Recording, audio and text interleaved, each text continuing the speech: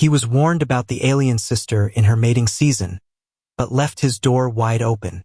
Ashton Docker wiped the sweat from his brow as he trudged up the winding path to his friend Thalian's mountaintop residence.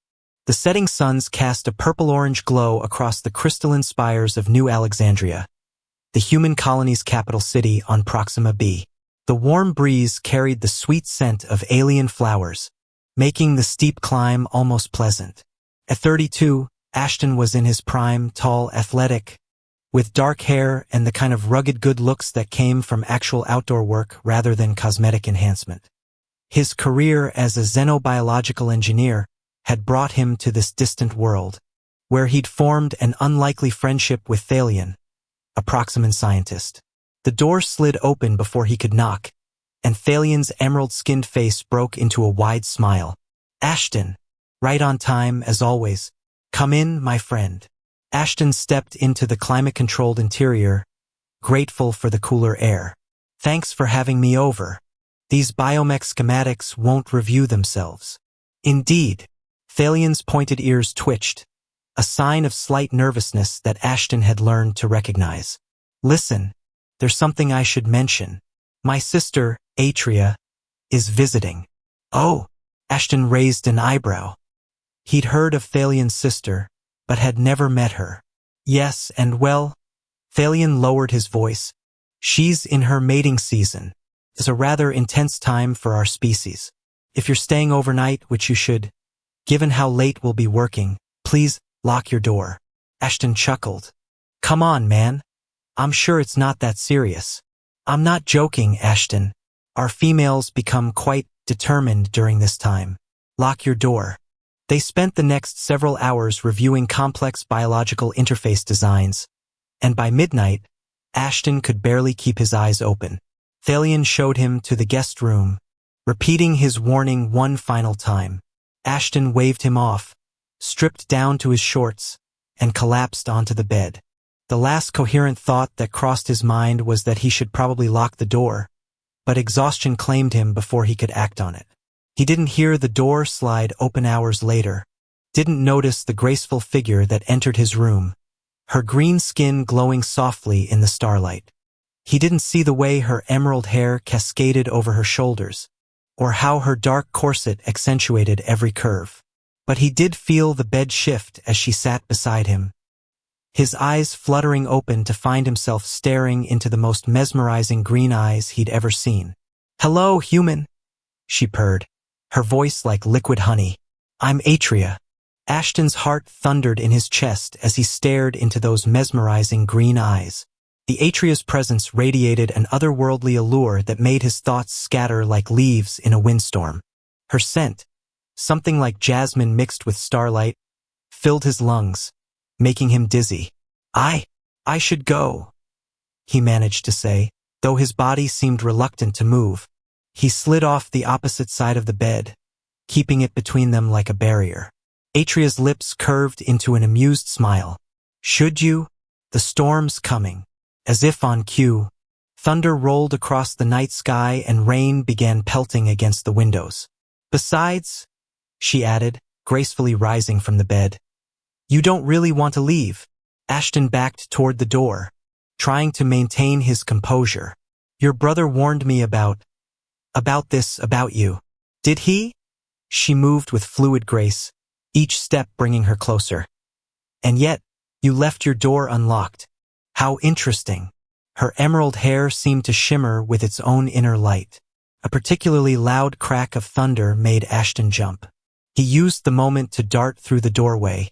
He made it halfway down the corridor before realizing he was wearing nothing but shorts. Going outside in the storm like this would be suicide. He needed clothes or at least shoes. "Running only makes it more exciting," Atria's voice called from somewhere in the darkness. "We Proximans love a good chase." Ashton's bare feet carried him silently down the stairs, his military training kicking in, helping him move stealthily despite his racing pulse. He could feel her presence behind him, tracking him like a predator stalking prey, except this prey was far from unwilling, and that terrified him more than anything. He rounded a corner and nearly collided with Thalian, who was emerging from his study with a concerned expression. Ashton, what in the 7 moons? Thalion's eyes widened as understanding dawned. You didn't lock the door, did you? I'm sorry, I forgot. I was exhausted. Ashton stammered, glancing over his shoulder. And found you? Atria's voice purred from the darkness behind them. Both men turned to see her standing at the top of the stairs, her figure silhouetted by lightning. Thalion stepped between them. Sister, this isn't appropriate. He's my friend and colleague. Brother dear, you know our ways, Atria said, her voice light. When the mating season calls, we answer. It's biology, pure and simple. She descended the stairs with deliberate slowness. And I've chosen him. He's human. He doesn't understand our customs.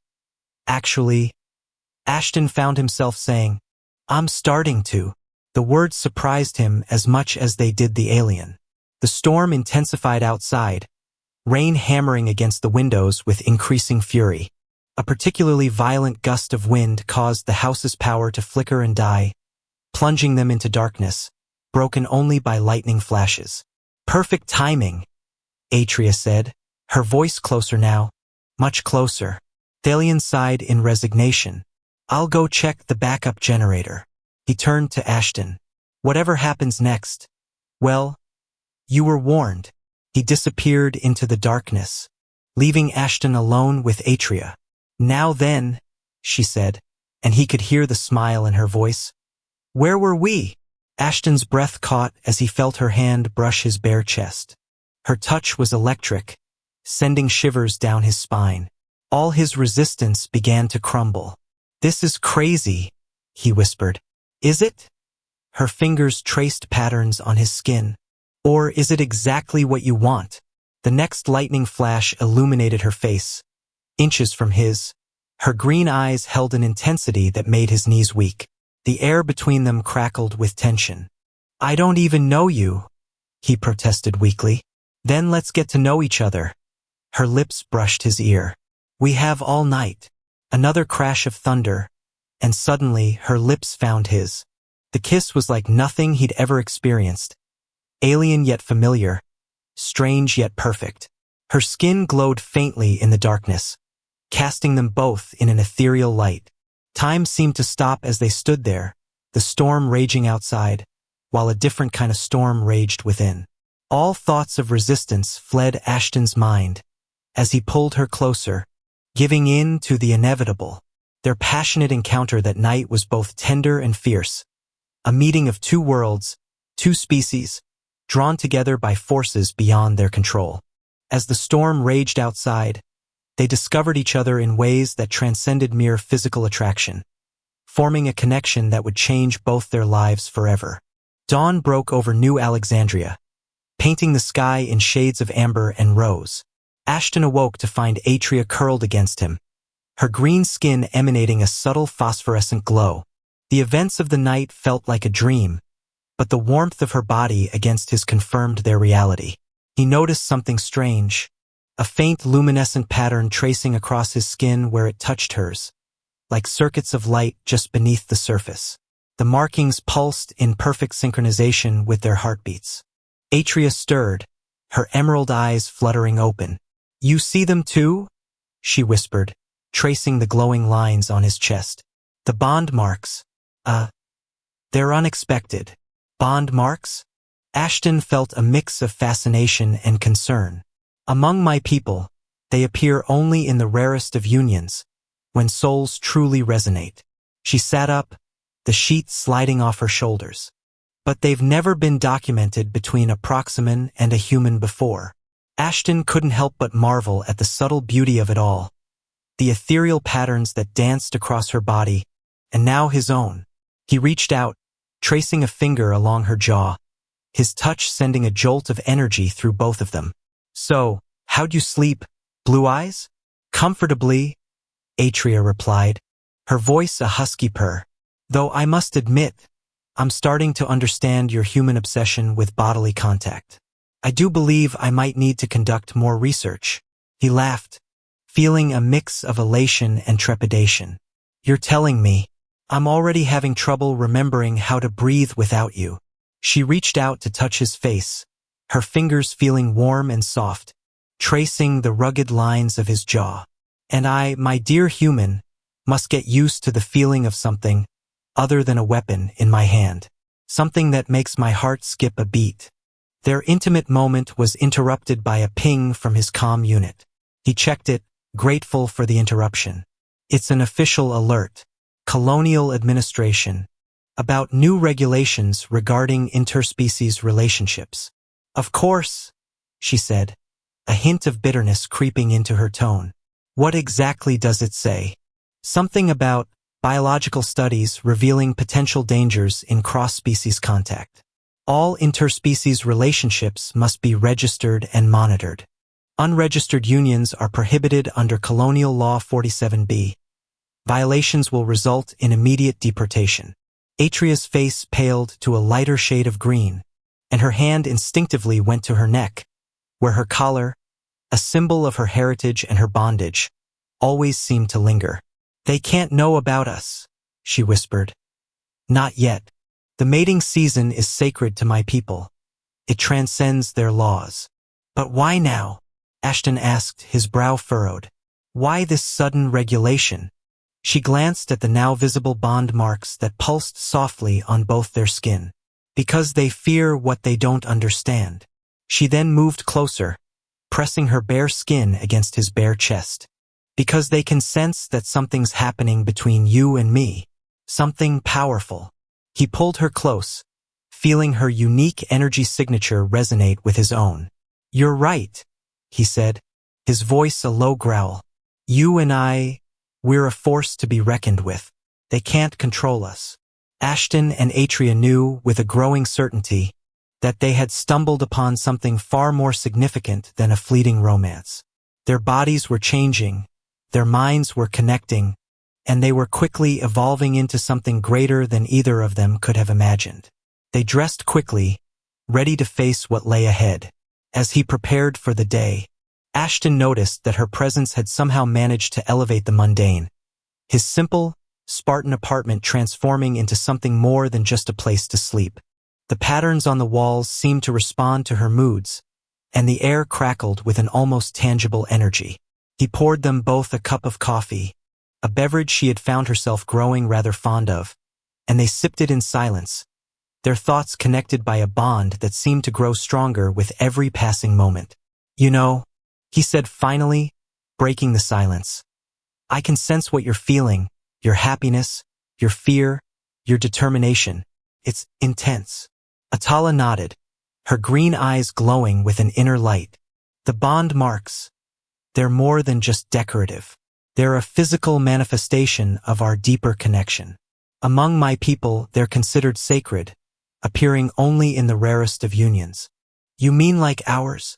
A sly smile curved her lips. Perhaps, though I must admit, it's still quite a surprise to feel this level of connection with a human. I've always thought of you as loud and brash. He laughed, the sound echoing through their small apartment. And I've always thought of you as elegant and mysterious. Turns out we were both wrong. Not entirely, she corrected him, reaching out to trace the lines of his jaw. Your passion is most definitely loud, and you can still be quite brash, but I find it exhilarating. She bit her lips slightly and her tongue peeked out of her lips before she continued. And I have to admit, despite my preference for order, I find myself drawn to your chaos. Their lips met, their energies dancing in a way that had become almost instinctive, their bodies now responding to each other's touch with a familiar spark that was both electric and comforting. The moment was broken by his comm unit, which vibrated with a new message. It's Thalion, Ashton said, a hint of worry creeping into his voice. He says the council is assembling. They want to discuss our unregistered union. Then let's give them something to talk about, Atala said, her eyes blazing with defiance. Let's show them exactly what happens when you try to control love. As they made their way to the council chambers, they encountered a group of their fellow residents, their faces etched with concern, their bodies displaying subtle signs of their own unique interspecies bonds. A few offered words of encouragement, while others simply nodded in silent solidarity, their shared experiences connecting them to each other and to the extraordinary human and Lumian that had opened their eyes to new possibilities. The council chambers were a vast circular space, its walls covered in shimmering crystalline patterns that pulsed with soft light. The high council members, beings of varying species and origins, sat in judgment upon their raised dais, their faces impassive as they watched the two figures approach. As Ashton and Atala stepped onto the chamber floor, a tense silence fell over the assembled members. Lord Veen, a dour-faced Lumian noble, stepped forward, his voice echoing through the chamber. Sergeant Stonnell, Officer Atala, you have been summoned here today to address the matter of your unregistered union. He paused, his eyes fixed on the luminescent patterns that still glowed faintly on their skin. These irregular biosignatures we have detected are highly problematic. Atala stepped forward, her voice clear and strong, her body radiating an energy that demanded attention. There is nothing irregular about our union, Lord Veen. It is a product of natural attraction, a meeting of two souls, and a choice that was made freely with love rather than duty. A murmur of disapproval rippled through the crowd of onlookers, some shifting uncomfortably in their seats, as Thalion watched the exchange with an almost paternal pride from the back of the chambers. Love, one council member hissed, a reptilian creature with scales as sharp as knives. That word has no place in diplomatic proceedings. We must uphold the established rules, the codes that have kept us in order. You call this order? A galaxy divided by fear and prejudice, where species are forced to live within rigid boundaries, never daring to explore the possibilities of unity? What kind of future do you see for the universe? A silence fell over the chamber, a tense pause that stretched into an eternity. Another council member, a tall, willowy being with skin that shimmered like starlight, finally broke the silence. But your bond is different, she said, her voice filled with genuine curiosity. It's more than just a joining of hearts. It's a merging of energies, a blending of two distinct species. It's something we haven't seen before.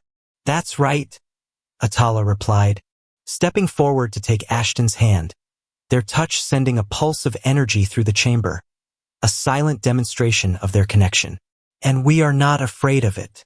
We have embraced our differences, and in doing so, we have found a strength that neither of us could have imagined alone.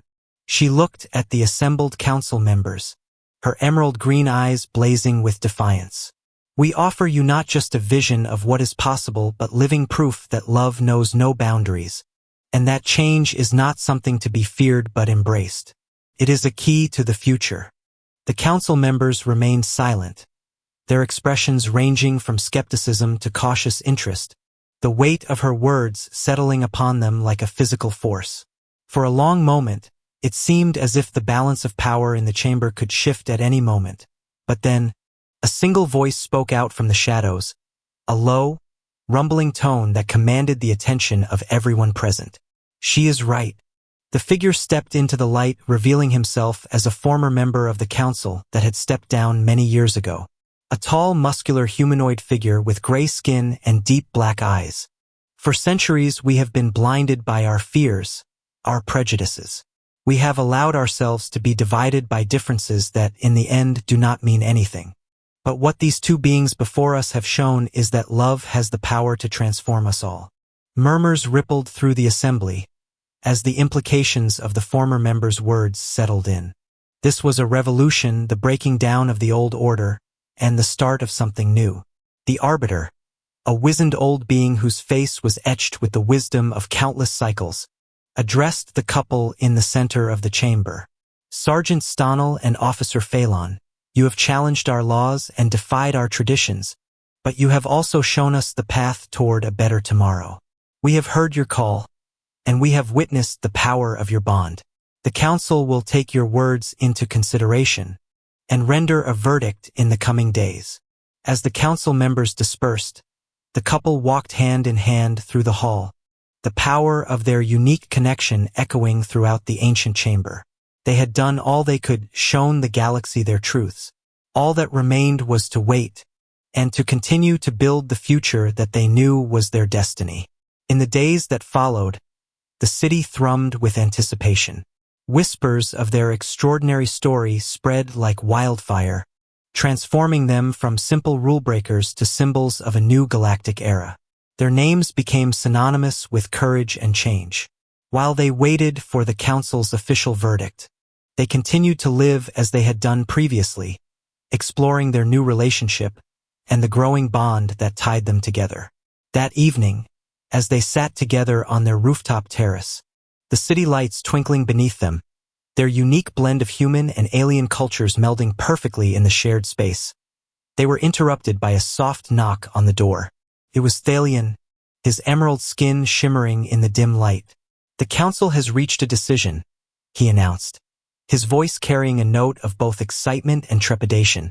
"They have summoned you to the Grand Hall immediately."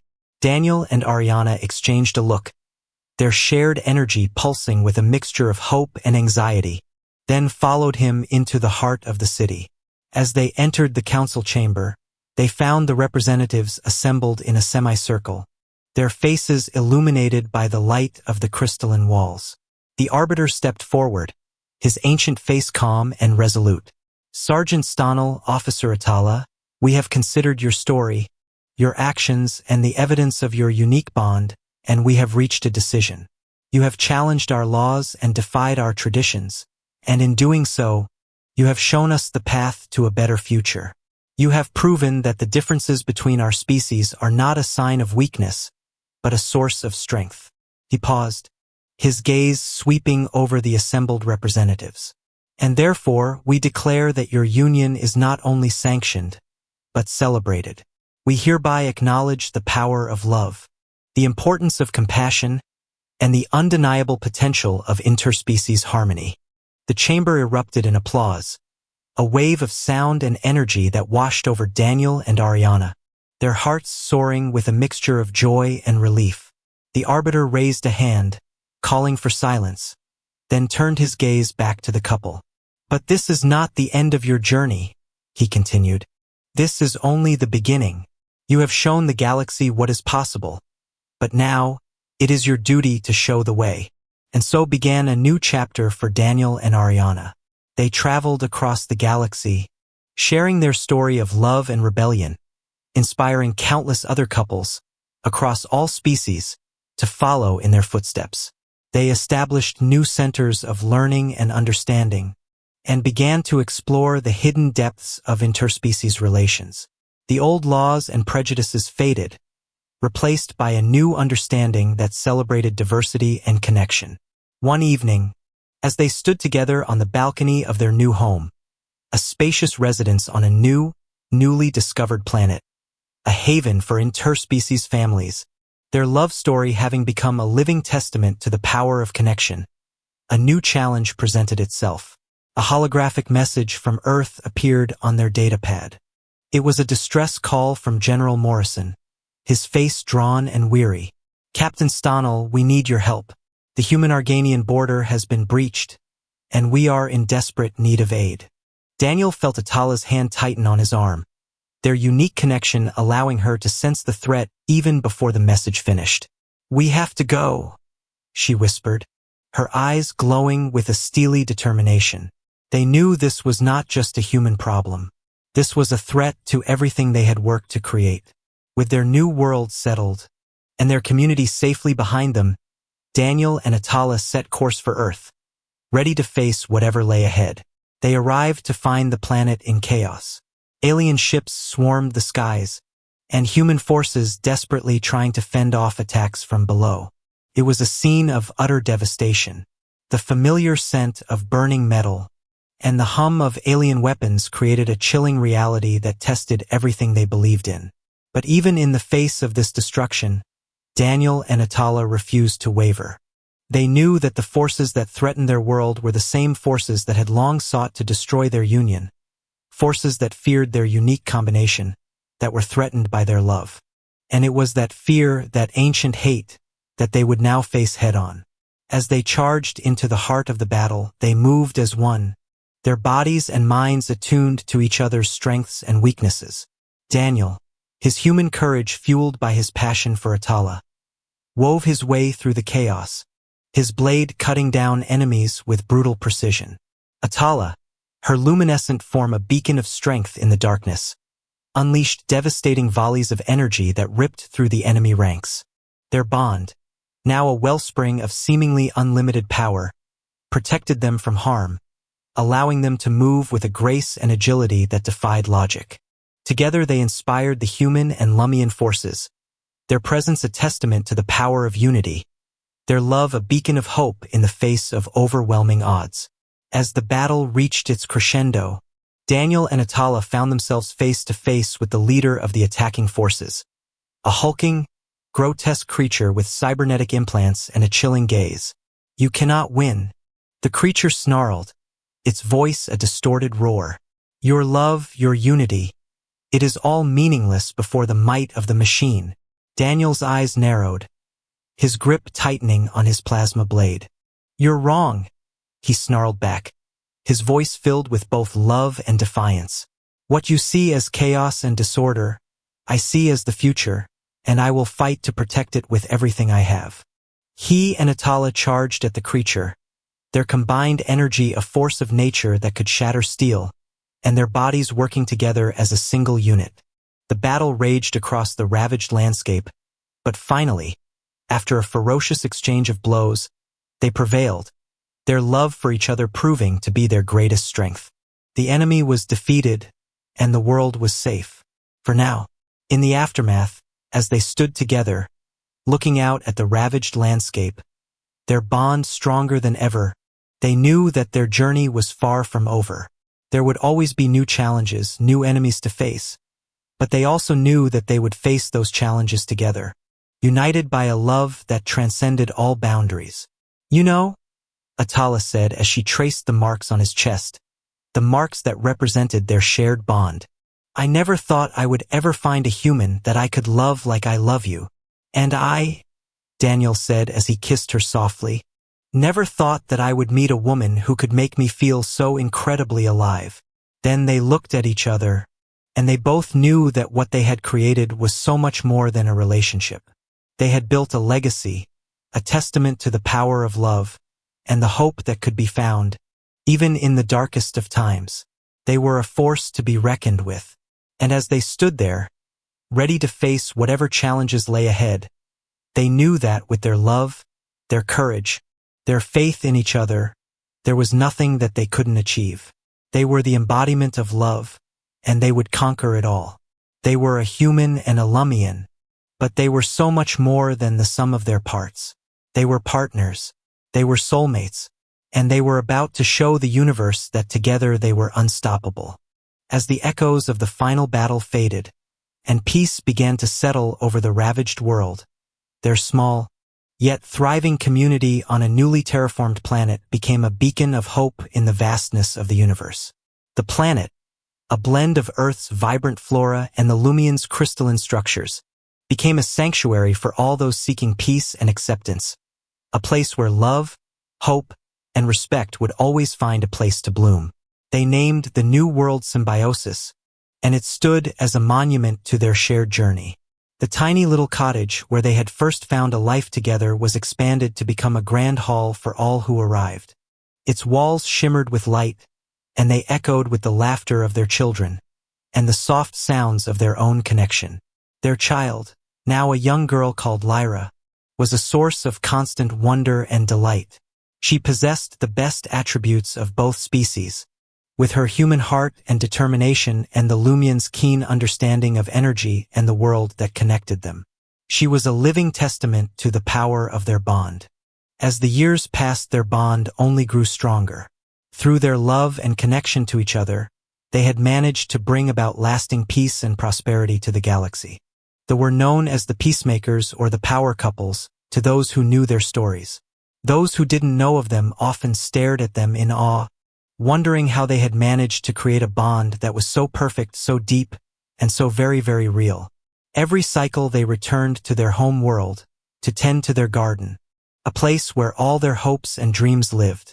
They walked through the halls of their cottage, where each touch created a harmony that was almost tangible. And as they lay together beneath the shimmering starlight of a new world, they knew that they had created something that would last forever. Their legacy was more than just a partnership, more than just a hybrid child. It was an embodiment of love, a reminder that true strength comes not from violence and fear, but from understanding and compassion. They were the unlikely champions of interspecies harmony, and their love story will be told throughout the ages. For they had proven that the strongest connections were not those based on species or origin, but on the bonds of love that transformed lives and united worlds. They were a human and an alien, but they were so much more than the sum of their parts. They were lovers, they were partners, they were a family, and they were going to change the galaxy one intimate, loving moment at a time. And they would never let anyone forget it.